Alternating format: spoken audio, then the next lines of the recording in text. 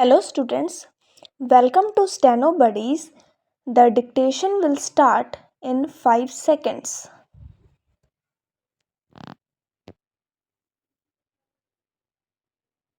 Sir, during this debate, it was interesting and educative to listen to our constitutional experts.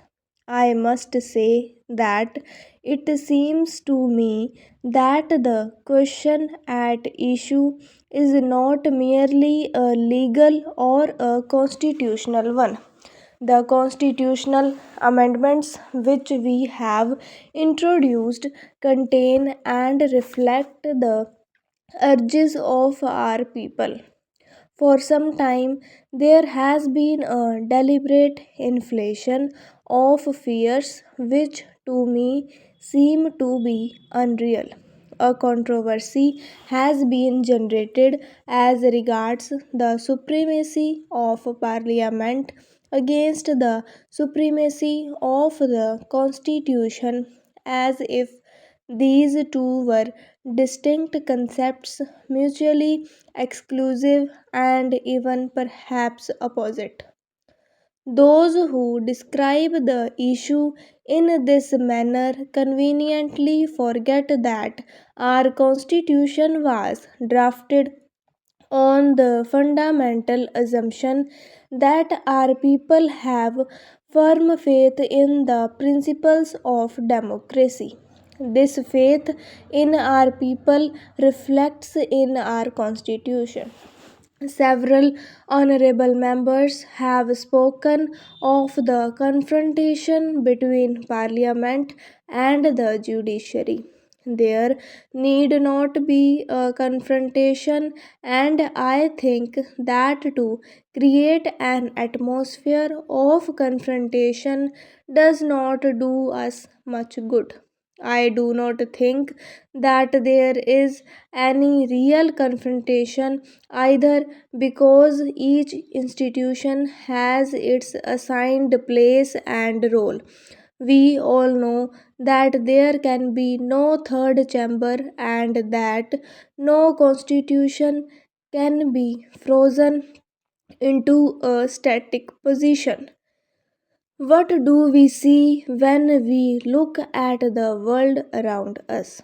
It would not take us long to discover that many an institution has collapsed, many a constitution has been scrapped because it ceased to be an effective instrument for orderly change.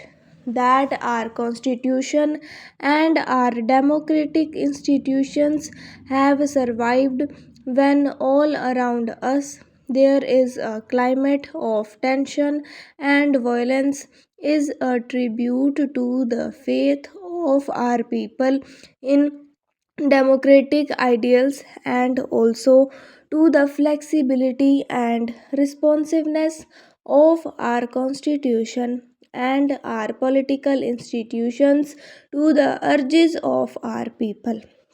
While introducing this bill, my colleague spoke of the arguments of those who opposed this bill as being based on fear and nervousness. I should like to dispel that fear and nervousness in the minds of our minorities in so far as their rights are concerned. I believe that protection to them can be guaranteed only by this parliament.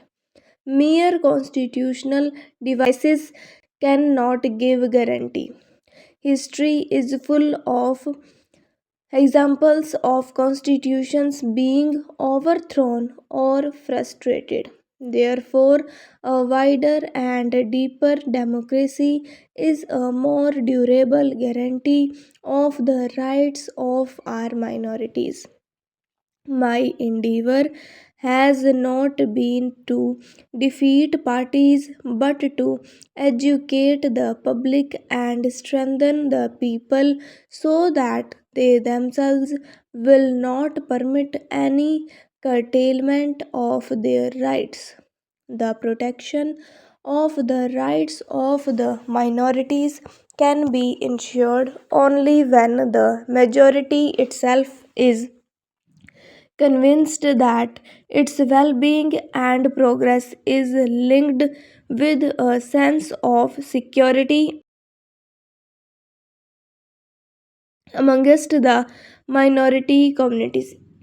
In the ultimate analysis, it is only a sensitive and strong public opinion which can give real protection to the minorities.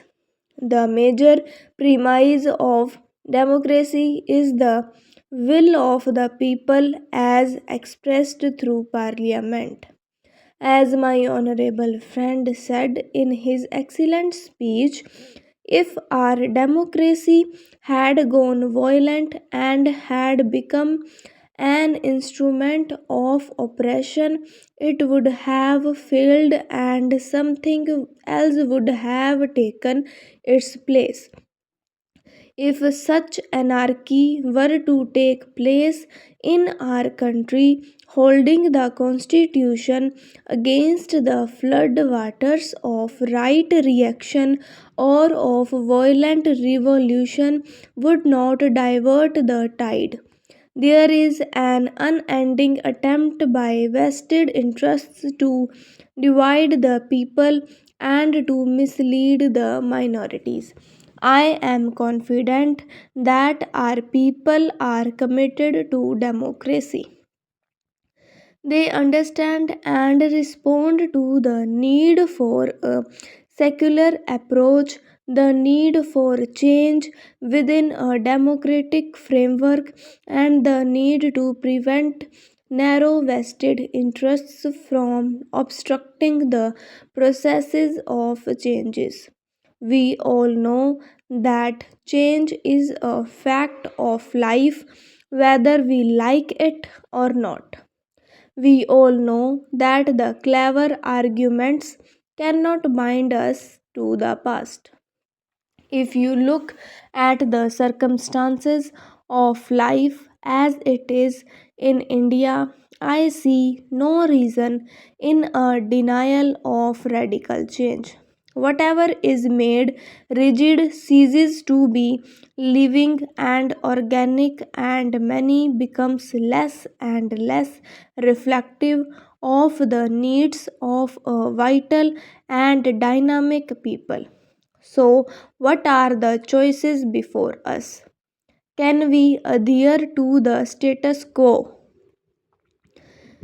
There is a crisis in the social order not only in India but in every country of the world, and the choice in every country is whether changes can come about peacefully or whether they must be driven to violent means. I heard several members from the opposition saying that I was twisting the meaning. I think all those who have read newspapers in the past few months and all those who have followed the election campaigns know where the twisting has taken place, how everything we have said has been twisted and misconstrued. We believe in the commitment and we shall continue to believe in it.